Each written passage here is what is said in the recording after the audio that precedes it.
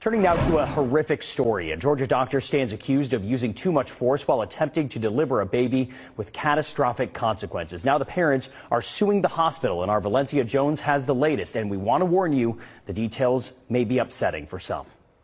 Their dreams and hopes turned into a nightmare. When the womb was open, the feet came out, the body came out, and there was no head. Attorneys speaking on behalf of 20-year-old Jessica Ross and her boyfriend, Trevion Taylor, who tragically lost their firstborn son during delivery at Southern Regional Medical Center in Clayton County. It happened on July 9th. Dr. St. Julian came in, and she, in the process of trying to deliver this baby, pulled on the baby's head and neck so hard and manipulated them so hard that the bones in the baby's skull, face, and neck were broken. They're now suing the hospital, nurses, and Dr. Tracy St. Julian, accusing them of gross negligence and a cover-up. The healthcare providers at Southern Regional Hospital, after this horrific incident, told them these things and tried to hide what actually happened. When they wrapped this baby up tightly, they propped the baby's head up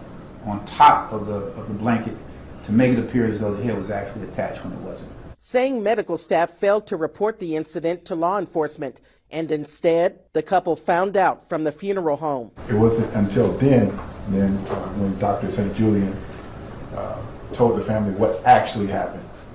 Up to that point, they had encouraged the family to, hey, just have a cremation done. Prime Healthcare says Dr. St. Julian is not an employee at Southern Regional, but they issued a statement on behalf of the hospital saying in part, while our sympathies go out to the family, Southern Regional Medical Center denies the allegations in the complaint referencing the hospital. We're going to put all of these people who were in the room under oath and find out what they have to say specifically about what happened that tragic evening. Valencia Jones, Atlanta Now News.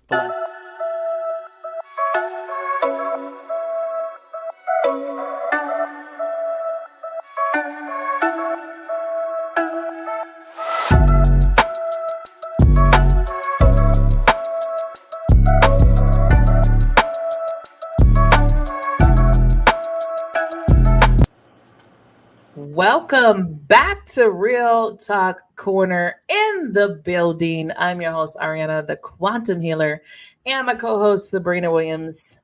What's up? We got some goodies for you today. We got some shenanigans. Hey, this next one, though, I was actually mortified when I saw this, and this goes into what we were talking about just in the aspect of Black women in birthing. And it happens to be a Black couple that this happened to. And this is some very shocking shit where their baby was decapitated, and this is just the lawyer kind of talking. The family doesn't talk, but just talking about the incident. And we'll talk a little bit more after we listen. But it's very devastating on, wanting to get care, wanting to just think that you are safe in a hospital, and hoping that these doctors have your best interests, and you don't know. And it's not just about racism. It's about them cutting corners. It's about them, trying to get out of there too fast, or, instead of them taking their time. Mm-hmm. There's a lot of things that go on that we're just like, are these people really here to help us?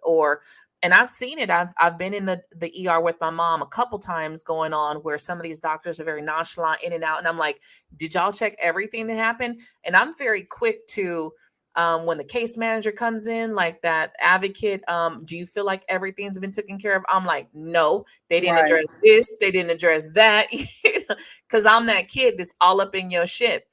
No, what's going on with this? And so she had a couple, even my mom had a couple, and my mom is darker than me. So I do get it. I get it. Cause I don't go to the hospital enough, to where I could say, how I've been treated or not. But with my mom, I can see you have some doctors that come in there that are really into it. Then you have some that aren't. They're very in and out. They're trying to discharge her. And I'm like, my mom was trying to be discharged and she couldn't even walk. And I'm like, you're going to discharge her home for what? I can't carry her. No. Right. If she can't walk, then you guys need to find her a facility for some some PT, some long, the short skilled facilities. And I'm like, you're not talking to someone who doesn't know this shit. I was like, no. So I get it. And this kind of just is heartbreaking because, again, there are going to be ones that are racist. There are going to be ones that have no patience. There are going to be ones that aren't in your best interest. So you really need to take a second and feel it out, because if you're not liking this, you have every right to get another doctor. You have every right to call somebody else in. You do not need to ever let any doctor or nurse treat you. You can say no. It is in your rights to say, no, I don't want this person treating me. And I think we have to do more about listening to our instinct when something is up, instead of just going along with it because we have to. A lot of people don't understand their rights. At any time, you be like, no, get me No, somebody it's else. true. It's just like in relationships. You know how we talk about red flags? If you're at the hospital and you see certain red flags to where Yeah, you do see this doctor is being very nonchalant or being yeah, nasty or rushing or whatever it is, like you do have a right to say, you know what, I don't want to be treated by that doctor. Can I see another doctor? yeah, You know, like you said, go with your intuition because yeah, again, just like in relationships with red flags, those are red flags with doctors, you know? yeah, They're yeah. there. They're definitely there. You will see the signs. You will know. Yep. I like I said, I've been there, and my mom, she does not speak up for herself. Like, she does not advocate for herself. She's just like, yeah, whatever they said. You know what I mean? She does not, she really just goes with whatever they say, and that's it. And I'm the one like, no, I need somebody. If she don't understand what's going on with her, how the fuck we getting discharged? She needs to understand what's wrong with Right. her health. Like we You came know? here for your professional help. Right. Like you're gonna send her back home with me? Right. And my mom, she won't ask. She will not ask. She'll just be like, they're just sending me home. And it's just like, no, get the nurse in here. And not being shitty. I never disrespect a nurse. I never, treat them like they don't know what they're doing. I just ask questions. We brought her in here for this. What's going on? What's the treatment plan?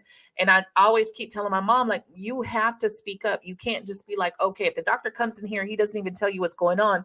How are you being discharged? You need to speak up. And again, she still won't. And it is what it is. But this is why we need to be involved with our people, to be like, no, excuse me. What's going on here? My mom has been in the hospital for over a week now because I refused for them to discharge her, and she's not ready to come home. It's like, no, if she's weak and shit, and she has multiple things going on, but it was like one of those things like, no, she won't be coming home because I can't take care of her by myself. So you're trying to send her home into a place where she's a fall risk and can break her hip, and she's in her Exactly. 70s and she can die that way. No, we're not doing that. But see, this is the problem. We don't know enough about our own health to ask questions. We just sit and believe whatever they're telling us, and the doctor said this, so I'm going to go with that. No. And I'm glad that I have the background that I do, because before that we went through similar stuff with my dad, and it was just, we were so lost in there. We just were going by based on what they were telling us, that they weren't telling us much, and that was that. So with my mom, it's it's different now. Even with my daughter, I'm like questioning shit. Even my daughter, she's 26, she went to the hospital not too long ago. I'm in there like, all right, what's your treatment plan? What are we doing? And you know what? It's funny because the doctors, they notice that when they know that there is somebody inquiring, that there Yeah, is somebody, they notice that they believe it or not, they notice who's not inquiring, who's not there with with yeah, their parents or their children or whatever. They know exactly who's there and what they can get away with or not. You know what I mean? right, Like you come in with pain and you're sending me home with the same pain. What right, was the point of me coming here? You know what I mean? right. And some stuff like with my mom, I know is pre-existing. So like I even have to explain to her a million times, like they can't cure you in here. That's not what's going to happen. Like some of the shit you're going to die with, mom. And I have to sometimes, tell her, but the point of it is like you still need to make sure that you're advocating for yourself.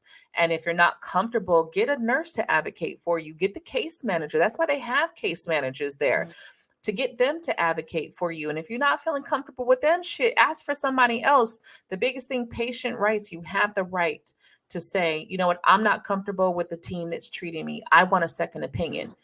And demand it, because it is your right to demand it. It is your right. And if the next one comes and telling you the same thing, well, then maybe, that's what it is.